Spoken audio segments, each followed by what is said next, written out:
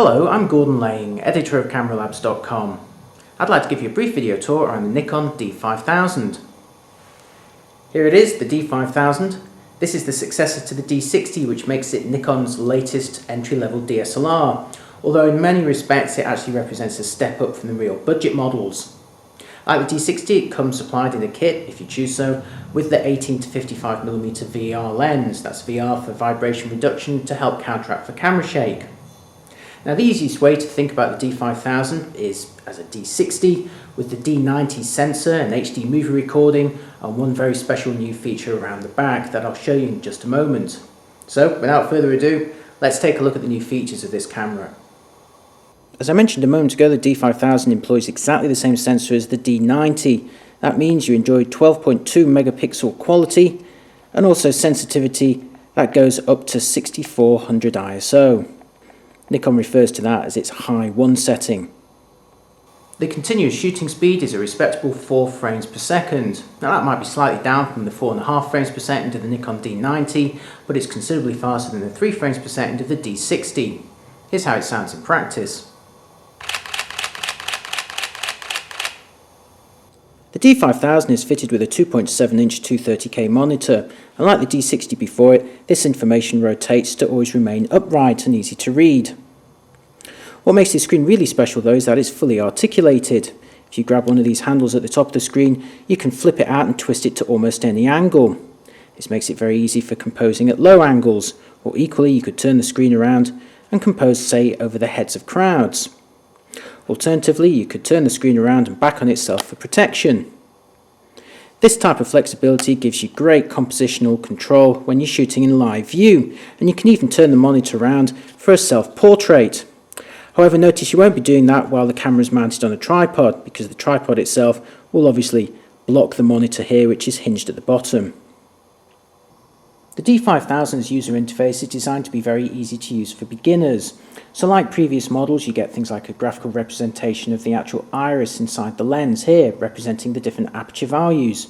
I'm in aperture priority now, so if I turn the thumb wheel here, you can see the F number increase, and as that increases, the iris gets smaller. This is actually what's going on inside the lens right now, so it's very useful for beginners to be able to visualize that. However, if you prefer a more conventional approach, you can simply go into the menu here and change the info display format from graphic to classic. There's also a choice of colours.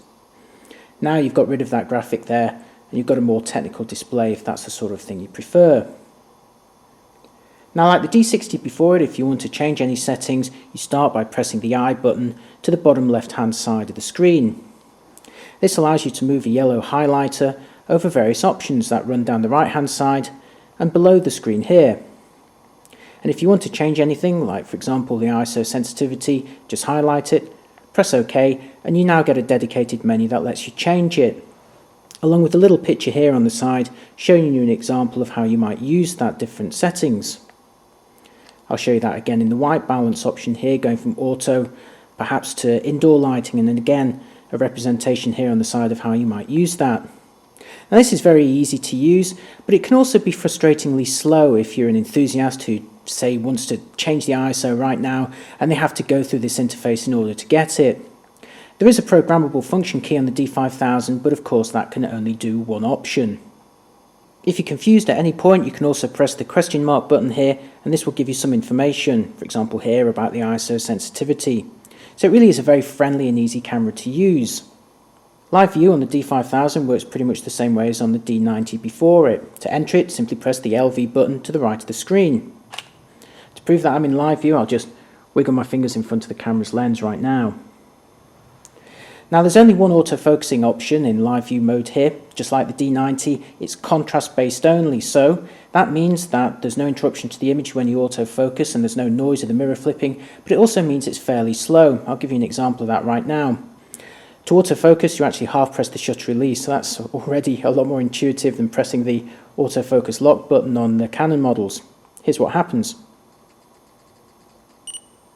So you see that it took about 2 or 3 seconds before it locked on, but again there was no interruption to the image and there was also no noise of the mirror flipping.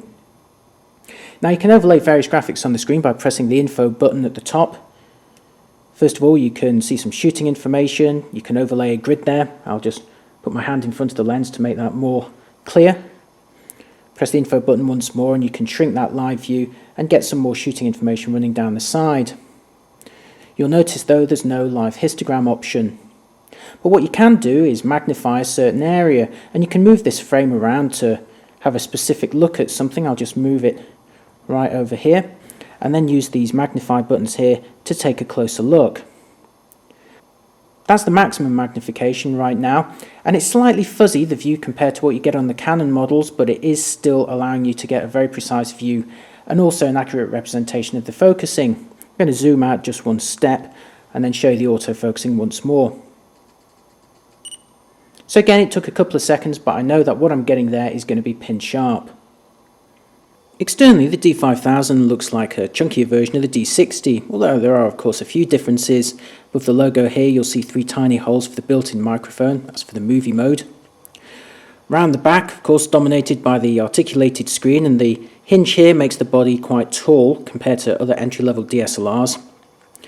Let's power the camera off here and have a look at the ports on the side. The middle port is your usual combined USB and TV output, but above this you've got a port for the optional GPS accessory, and below that you've got a mini HDMI port, of course for connecting to high definition TVs. One of the headline features of the D5000 is of course its HD movie mode, and you're watching an example of it right now. I'm stood about 1 metre in front of the camera, and the sound you hear is recorded by the built-in microphone. The movie mode on the D5000 is pretty much inherited wholesale from the higher end D90. As such, the best quality mode gives you 720p, recorded at 24 frames per second with mono sound from the built-in microphone. Sadly, there's still no external microphone input, and focusing is still manual once you start filming. The videos themselves are compressed using the Motion JPEG format. That might seem a bit old-fashioned compared to the H.264 format of Canon's latest cameras, but it does make it a lot easier to edit. This first clip was filmed handheld with vibration reduction enabled on the lens. And as I pan around the boat here, you can see the D5000 automatically adjusting its exposure.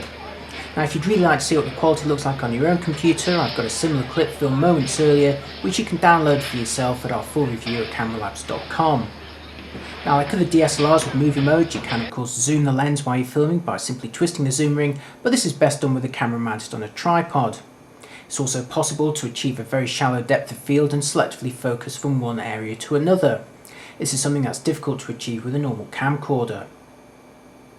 The D5000 is another highly compelling entry-level DSLR from Nikon, and it's a great choice for beginners who want to step up from a real budget model.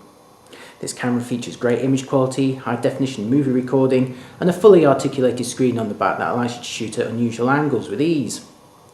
The user interface is also very easy to use if you're a beginner. If this is your first DSLR, this camera will guide you through the options and make things a lot easier for you. However, there are some downsides to the D5000. That easy user interface can prove a little frustrating for enthusiasts or people who know their way around a DSLR. It can be a little slow to use at times.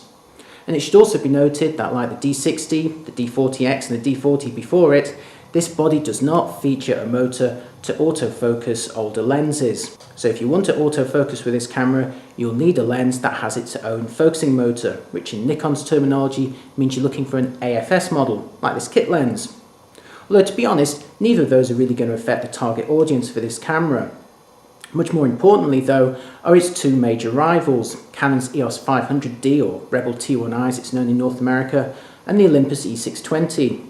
Both of those cameras have got some very compelling features. The Canon's higher resolution and has a much more detailed 3-inch screen on the rear. The Olympus model also has a flip-out screen, but built-in image stabilization that works with any lens you attach. So as always, there's a lot to weigh up, but as always, we've done that comparison for you over at cameralabs.com. We've compared all the features of these three cameras and pointed out which ones are going to be best for you if you're into certain types of photography. We've also compared their image quality at all sensitivities to show you exactly what happens in terms of noise levels and real-life resolution. So if you're in the market for a step up from a budget entry-level DSLR and are interested in the D5000 or indeed the new Canon and Olympus models, then check out our full review. As always, you'll find it at cameralabs.com.